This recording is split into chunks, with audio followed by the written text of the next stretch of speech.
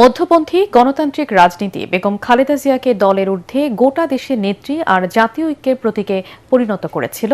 বাংলাদেশকে এগিয়ে নিতে হলে বেগম জিয়াকে ধারণ করেই আগামী দিনের পথ চলতে হবে। সম্প্রতি প্রয়াত সাবেক এই প্রধানমন্ত্রীর স্মরণে জাতীয় সংসদ ভবনের দক্ষিণ প্লাজায় নাগরিক শোক সভায় বিশিষ্টজনদের বক্তব্যে এসব কথা উঠে আসে। বেগম জিয়াকে মরণোত্তর সর্বোচ্চ সম্মানসূচক উপাধিতে ভূষিত করতে অন্তর্বর্তী সরকারের প্রতি দাবি জানান সাবেক প্রধান বিচারপতি সৈয়দ JR মোদাচ্ছের হোসেন। মৌলুল হাসান জানাচ্ছেন বিস্তারিত। শোকের সাগরে ভাসিয়ে তিনি চলে গেছেন, কিন্তু তার স্মৃতি চির অম্লান।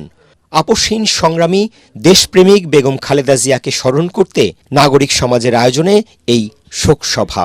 জাতীয় সংসদ ভবনের দক্ষিণ প্লাজায় এই আয়োজনে যোগ দিয়েছিলেন সমাজের নানা ক্ষেত্রে প্রতিষ্ঠিত দেশবরেণ্য ব্যক্তিরা।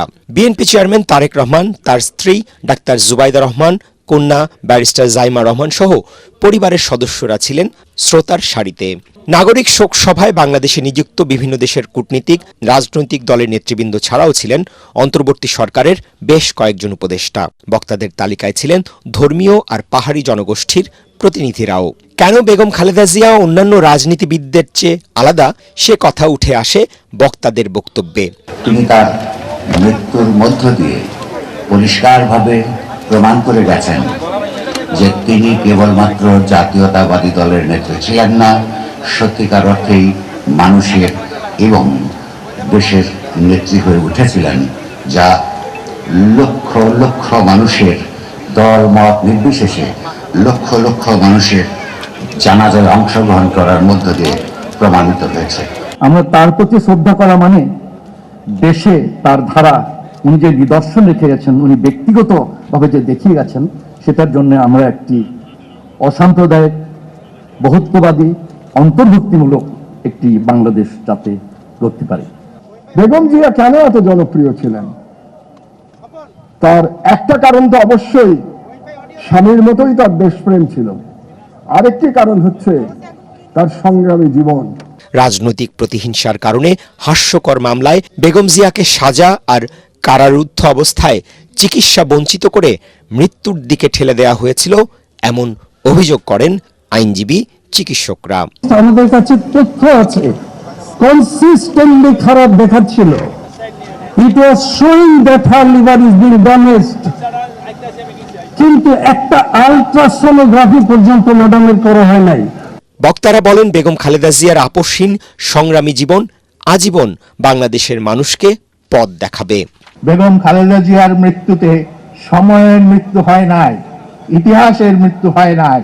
আগামী দিনের যে ইতিহাস এই জনপদে সৃষ্টি হবে, তার প্রপেলার হবেন, তার ড্রাইভিং ফোর্স হবেন বেগম খালেদা জিয়া এবং তার আদর্শ চির অম্লান থাকুক। আমি এই বর্তমান সরকারকে অনুরোধ করব, খালেদা জিয়াকে যেন সর্বোচ্চ সম্মানসূচক উপাধি দেওয়া হয়। আয়োজকরা জানান, এটি কোনো রাজনৈতিক কর্মসূচি নয়, দেশনেত্রীর প্রতি জাতীয় পর্যায়ের মর্যাদাপূর্ণ শ্রদ্ধা নিবেদনের মানবিক উদ্যোগ। গত 30 ডিসেম্বর 80 বছর বয়সে ইন্তেকাল করেন কিংবদন্তি এই নেত্রী। রাষ্ট্রীয় মর্যাদায় জিয়া উদ্যানে স্বামীর কবরের পাশে তাকে দাফন করা হয়। বেগম খালেদা জিয়া তার দীর্ঘ রাজনৈতিক জীবনে বিভিন্ন সময় নির্যাতন, নিপীড়ন, প্রতিহিংসার শিকার হয়েছিলেন। তারপরও মৃত্যুর কিছুদিন আগে সর্বশেষ দেয়া বক্তব্যে বেগম জিয়া প্রতিশোধ, প্রতিহিংসা নয়, সবাইকে সাথে করে নিয়ে বাংলাদেশ গড়ে তোলার আহ্বান জানিয়েছিলেন। নাগরিক শোক সভায় বক্তারা বেগম জিয়ার সেই আহ্বানে সাড়া দিয়ে সবাইকে ঐক্যবদ্ধভাবে বাংলাদেশ গড়ে তোলার আহ্বান জানালেন।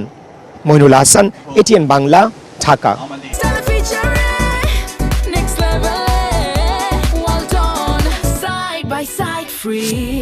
জোটে নয়, এককভাবে জাতীয় নির্বাচনে অংশ নেওয়ার ঘোষণা দিয়েছে ইসলামী আন্দোলন বাংলাদেশ। জামাত ইসলামী নেতৃত্বাধীন 11 দলীয় জোটে নির্বাচন না করার এই সিদ্ধান্তের কথা জানান দলটির জ্যেষ্ঠ যুগ্ম মহাসচিব ও মুখপাত্র গাজী আতাউর রহমান। তিনি বলেন, আসন্ন ত্রয়োদশ জাতীয় সংসদ নির্বাচনে 268 আসনে প্রতিদ্বন্দ্বিতা করবেন তারা। মনির হোসেন তপুর রিপোর্ট। ত্রয়োদশ জাতীয় সংসদ নির্বাচনের মনোনয়ন প্রত্যাহার এবং প্রতীক বরাদ্দে সময় বাকি আছে মাত্র কয়েকদিন। এই অবস্থায় সার্বিক পরিস্থিতি বিবেচনা করে 11 দলীয় জোট থেকে নিজেদের সরিয়ে নেয়ার ঘোষণা দেয় ইসলামী আন্দোলন বাংলাদেশ। পুরানা পল্টনে দলটির কেন্দ্রীয় কার্যালয়ে সংবাদ সম্মেলনে এই ঘোষণা দেওয়া হয়। একই সাথে তাদের মনোনীত 268 জনের কেউই মনোনয়ন প্রত্যাহার করবেন না বলেও জানানো হয়। নীতি আদর্শের প্রশ্নে, রাজনৈতিক প্রশ্নে, ইনসাফের প্রশ্নে আমরা বৈরিতার শিকার হয়েছি। সেই জন্য আমরা আজকে আপনাদের সামনে ঘোষণা দিতে বাধ্য হচ্ছি যে ইসলামী আন্দোলন বাংলাদেশ আসন্ন ত্রয়োদশ জাতীয় সংসদ নির্বাচনে 268 জন সংসদ সদস্য প্রার্থী এখনো পর্যন্ত মাঠে কাজ করছেন। আমরা তাদেরকে নির্দেশনা দিয়ে দিয়েছি, তারা নির্বাচনের প্রতিদ্বন্দ্বিতা করবেন, একজনও তারা মনোনয়নপত্র প্রত্যাহার করবেন না। ইসলামী আন্দোলনের জ্যেষ্ঠ যুগ্ম মহাসচিব ও মুখপাত্র গাজী আতাউর রহমান বলেন, দেশের ইসলামপন্থী জনতার আবেগের সঙ্গে কিছুতেই প্রতারণা করতে পারেন না তারা। আমরা জানি বাংলাদেশ জামাতে ইসলামী তাদের জন্মের পর থেকে একটা মৌলিক স্লোগান ছিল যে আল্লাহর আইন চাই, সৎ লোকের শাসন চাই। এখন যখন ক্ষমতায় যাওয়ার মতো অবস্থা তৈরি হয়েছে, তখন তারা আল্লাহর আইন থেকে সরে গেলেন। তারা প্রচলিত আইনে রাষ্ট্র পরিচালনা করবেন এই কথা যখন ঘোষণা করলেন, তখন আমাদের প্রশ্ন জাগে যে সারা বাংলাদেশে এই বাংলাদেশ জামাতে ইসলামীর নেতা কর্মীদের এই যে আবেগ অনুভূতি, এই বিষয়টার প্রতি তারা আসলে খেয়াল করে নাই। আমাদের যেটা মনে হয়েছে, তারা ক্ষমতাটাকেই একমাত্র মুখ্য মনে করছে। ধারণা করা হচ্ছে আসন সমঝোতা সহ বিভিন্ন বিষয়ে নীতিগতভাবে একমত হতে না পারার কারণেই এই বিচ্ছেদ। মনির হোসেন তপু, এটিএন বাংলা, ঢাকা। রাজধানীর উত্তরায় একটি আবাসিক ভবনে আগুনের ঘটনায় একই পরিবারের 3 জন সহ নিহতের সংখ্যা বেড়ে দাঁড়িয়েছে 6।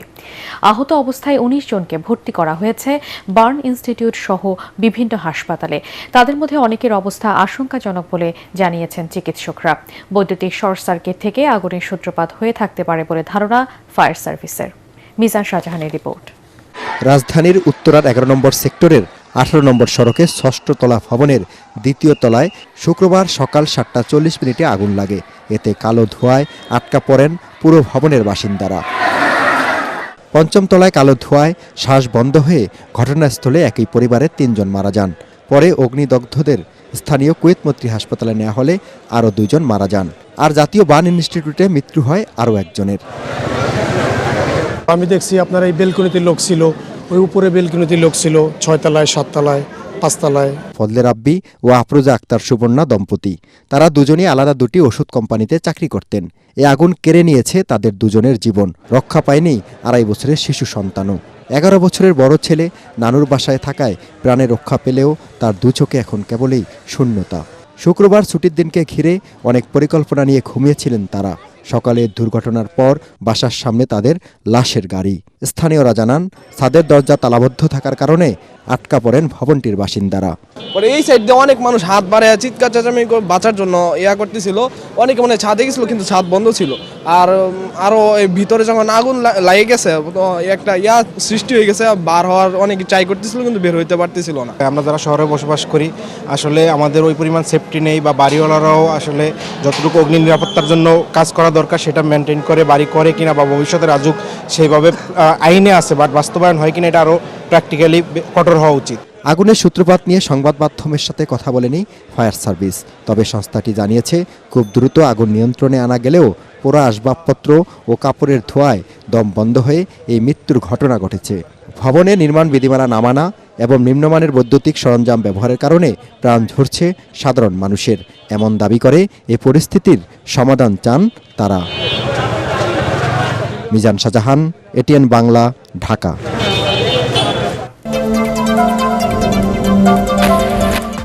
ত্রয়োদশ জাতীয় সংসদ নির্বাচনে রিটার্নিং কর্মকর্তাদের সিদ্ধান্তের বিরুদ্ধে দায়ের করা আপিল শুনানির সপ্তম দিনে ৪৩টি আপিলের মধ্যে 18টি মঞ্জুর করেছে নির্বাচন কমিশন। অন্যদিকে না মঞ্জুর হয়েছে 21টি আপিল। এছাড়া অপেক্ষমান রাখা হয়েছে 4টি আবেদন। শুক্রবার ছুটির দিনে আগারগাঁওয়ের নির্বাচন ভবনে আপিল শুনানির কার্যক্রম চলে 3টা থেকে বিকেল 5টা পর্যন্ত। এবারে নির্বাচনে মনোনয়নপত্র বাতিল ও গ্রহণের সিদ্ধান্তের বিরুদ্ধে নির্বাচন কমিশনে মোট 645টি আপিল আবেদন জমা পড়ে। আপিল শুনানির এই কার্যক্রম চলবে 18 জানুয়ারি পর্যন্ত। এদিকে আপিল বিভাগের নির্দেশে পাবনা 1 ও 2 আসনের নির্বাচনী তফসিল নতুন করে ঘোষণা করেছে এসি। এই দুটি আসনেও আগামী 12 ফেব্রুয়ারি একই দিনে ভোট গ্রহণ অনুষ্ঠিত হবে। এ বিষয়ে নির্বাচন কমিশন প্রজ্ঞাপন জারি করে।